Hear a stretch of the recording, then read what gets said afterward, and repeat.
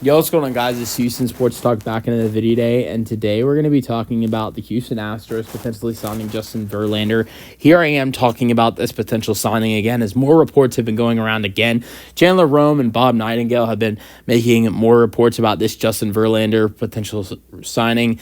I've heard a lot of people say, like I've heard Astros, Locked On Astros podcast host, Brett Chansey say some stuff about, this as well. And it seems like there is a really decent chance that Justin Verlander re-signs with the Astros.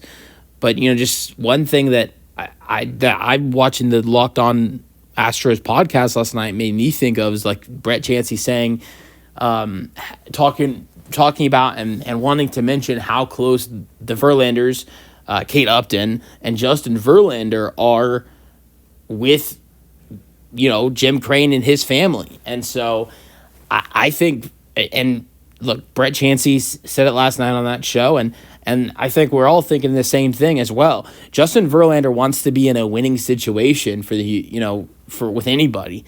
And I think the key thing to point out is Justin Verlander was very open to re-sign with the Astros last spring, or last winter, whatever you want to call it, last winter, last spring.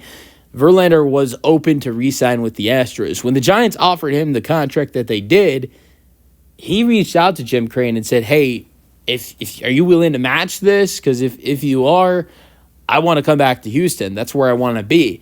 And unfortunately, Jim Crane did not want to match it. And with the contract of the contract the Giants gave Verlander, I don't blame Jim Crane for not matching it. But I think Verlander, his value might not be as high now as it was last spring with the struggles that Verlander had in the first half of the season.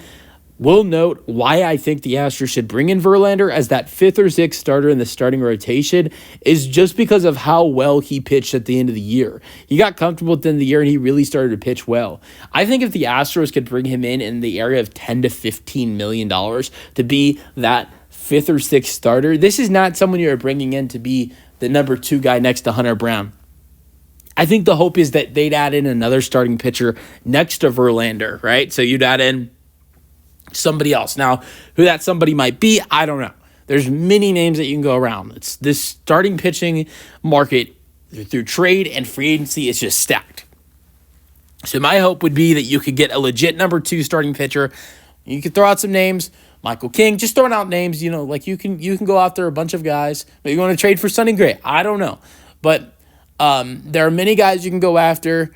I think I'd throw out Brandon Woodruff. I think he's a guy the Astros could go after as well. So add in a legit number 2 starting pitcher for the Astros, and then you've got a rotation of you got Verlander. Hunter Brown is the number 1 guy. Just this is assuming Fromber leaves.